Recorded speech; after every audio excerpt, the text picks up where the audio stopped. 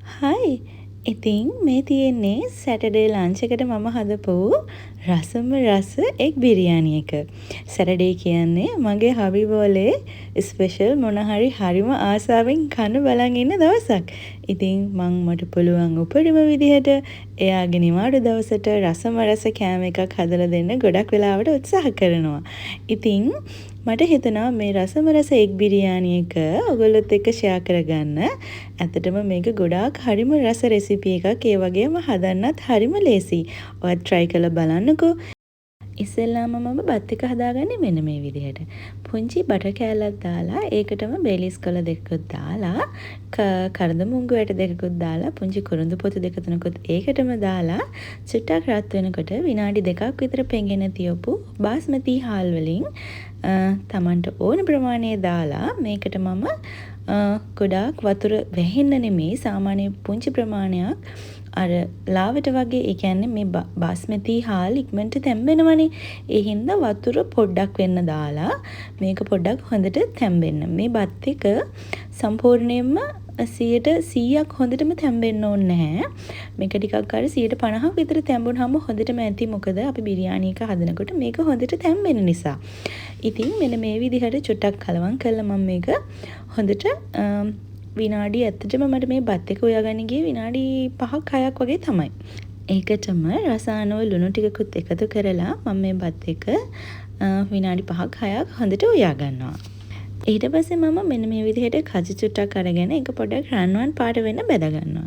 ඉතින් මේකට කජු අවශ්‍යම වෙන්නේ නැහැ. ඔයා ළඟ තියෙනවා නම් ඔයාට කජු ටිකක් පාවිච්චි කරන්න පුළුවන්. ඊට පස්සේ මම මෙන්න මේ විදිහට අවශ්‍ය වෙන අල්ල, ලුණු, තක්කාලි, මිරිස්, ඉඟුරු සුදුලුණු හොඳට තලලා අරගෙන තියාගත්තා. දැන් මේ වෙලාවේ මගේ කජු ටික හොඳට පැදලා ඉවරයි. මම මේක වෙනම භාජනයකට වෙනම අයින් කරගන්නවා. ඉතින් ඔයාට මේකට පුළුවන් ඔයාගේ ගෙදර තියෙන මාළු මිරිස් ඒ වගේම ඕන දෙයක් කැරට් ඒ වගේ ඕන දෙයක් පාවිච්චි කරන්න. ඉතින් මං ගාව පීනට්ස් වගේ එකක් තිබ්බා. මං ඒකත් චුට්ටක් පීනට්ස් චුට්ටකුත් බැදලම මේ බත් එකට එකතු කරගන්නවා. එතකොට ඇත්තටම බත් එක ගොඩාක් රසයි. මේ වෙලාවේ මගේ බත් එක රෙඩි වෙලා තියෙන්නේ. මං හදන්නේ අපේ බිත්තර ටික ඉස්සෙල්ලාම ෆ්‍රයි කරගන්න. ඉස්සෙල්ලාම කහ කුඩු චුට්ටක්, ලුණු කුඩු චුට්ටක්, ඒත් එකම ගම්මිරිස්, මිරිස් කුඩු ටිකක් දාලා මම මේ බිත්තර ටික පොඩක් මැරිනේට් කරගන්නවා. ඊට පස්සේ මම මේ බිත්තර ටික අර උඩ සිවිය චුට්ටක් බ්‍රවුන් පාට වෙන්න චුට්ටක් ෆ්‍රයි කරගන්නවා. ඩීප් ෆ්‍රයි කරන්න ඕනේ නැහැ. චුට්ටක් මෙන්න මේ විදිහට පැත්ත හරව චුට්ටක් වෙලා මම මේ බිත්තර ටික හොඳට ෆ්‍රයි කරගන්නවා. ඉතින් ඔයාට පුළුවන් මේකට ඔයා කැමති නම් චිකන් ඇඩ් කරගන්න. ඉතින් මම අද හදාන්නේ එග් බිරියානි එකක් නිසා මම එග් විතරයි මේකට පාවිච්චි කරන්නේ.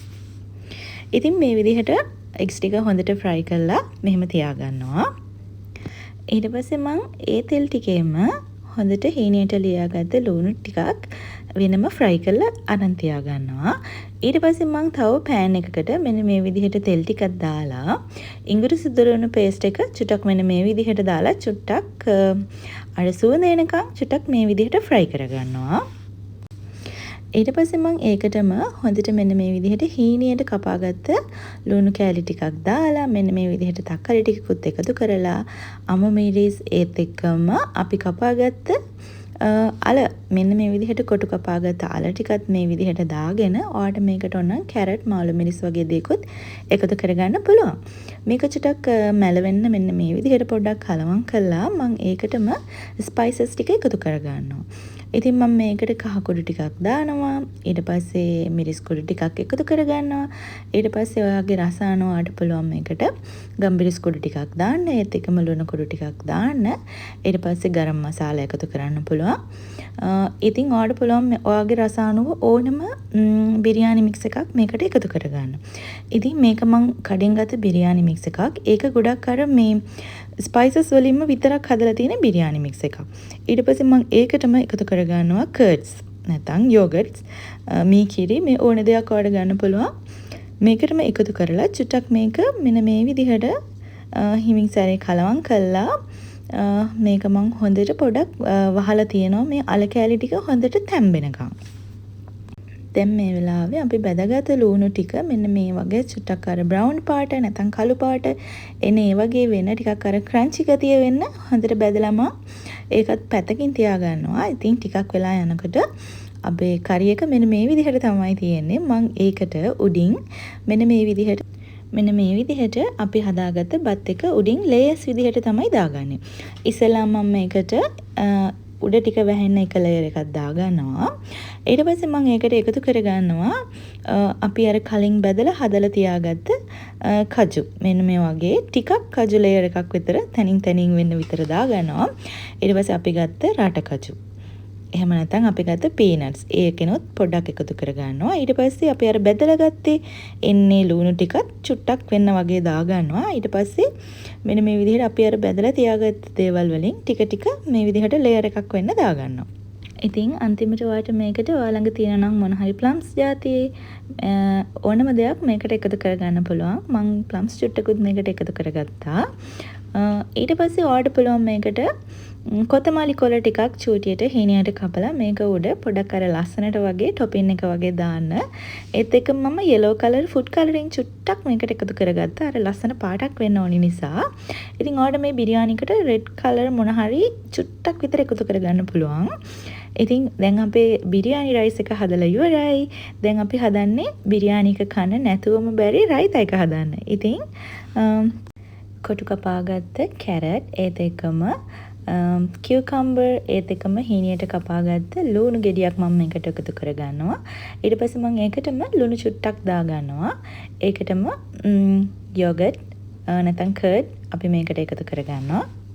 ඉතින් ඊට පස්සේ ඔයාලට මේකට කැමති නම් චුට්ටක් කොතමලි චූටියට කපලා මේකට චුට්ටක් එකතු කරගන්න පුළුවන්. ඉතින් අපේ ගෙදර හබිබෝල වැඩි කැමති නැහැ කොතමලි කොළ දාලා කෑම කන්න. ඉතින් මම ඒ හින්දා කොතමලි කොළ මේ රයිතා එකට එකතු කරගන්නේ නැහැ. ඉතින් මෙන්න මේ විදිහට හොඳට යෝගට්ස් ටිකක් දාලා මෙන්න මේ වගේ මම රයිතා එක ලෑස්ති කරගන්නවා. ඒත් එක්කම අර බිරියානි එකේ තනියට වගේ මම හදාගත්ත පපඩම් දෙක තුනකුත් මම රසට බෙදගත්තා. ඉතින් මේ තියෙන්නේ අපි හදාගත්ත රසම රස එක් බිරියානි එක. ඉතින් ඔයාලට මේකට චිකන් ඕනනම් චිකන් වෙනම ෆ්‍රයි කරලා වෙනම ඇඩ් කරගන්නත් පුළුවන්. එහෙම නැත්නම් අපි අර හදපු කරි එකටම ඔයාලට චිකන් එකතු කරගන්නත් පුළුවන්. ඉතින් මේක හරිම රසයි. ඇත්තටම මම හිතුවටත් වඩා ගොඩාරියක් රසට මේ බිරියානි එක ආවා. ඉතින් ඔයාත් අනිවාර්යයෙන්ම මේ බිරියානි එක try කරලා බලන්න ඕනි. ඉතින් එහෙනම් ඔයද වගේම අදත් මේ රසම රස බිරියානි රෙසිපි එකත් එක්ක එකතු වුණාට ඔයාලා හැමෝටම ගොඩාක් ස්තුතියි. හැමෝම පරිස්සමින් සතුටින් ඉන්න. ගිහින් එන්නම්. මම විදේශී.